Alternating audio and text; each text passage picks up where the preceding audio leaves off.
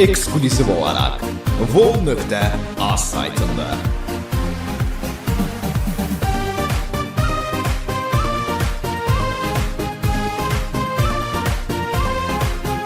Tofik Production təqdim edir. Mənim kimi gecə gündüz xəyallara dalmadım, ağlayarak için göz yaşına dolmadım. Biz gündə getdin məni yada salmadın, satdın məni ona buna, mən səndən küsmüşəm. Gönlüm səndən sına mən səndən küsmüşəm. Get qalbini yana yana, mən səndən küsmüşəm. Gönlüm səndən sına mən səndən küsmüşəm. Get qalbini yana yana, mən səndən küsmüşəm.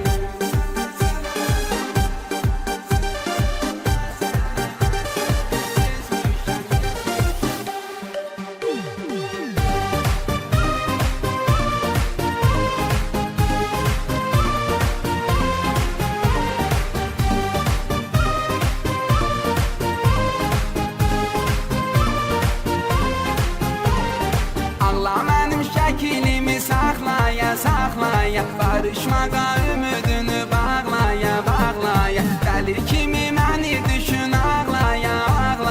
Get o yana, gəl bu yana, mən səndən küsmüşəm. Gönlüm səndən sına, mən səndən küsmüşəm. Get qalbini yana yana, mən səndən küsmüşəm. Gönlüm səndən sına, mən səndən küsmüşəm. Get qalbini yana yana, mən səndən küsmüşəm.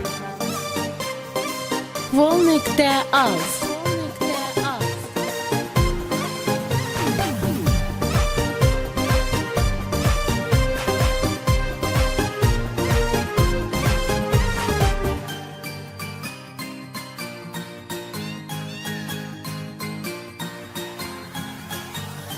Bir gün peşman olacaksan qədrimi bilmədin, gözlərimdən axan yaşı silmədin ki, silmədin. Sənin üçün çox üzüldüm, səsə heç üzülmədin. Artıq məni yıldın cana, mən səndən küsmüşəm. Gönlüm səndən sına, mən səndən küsmüşəm. Get qalbini yana yana, mən səndən küsmüşəm. Gönlüm səndən sına, mən səndən küsmüşəm. Get qalbini yana yana, mən səndən küsmüşəm.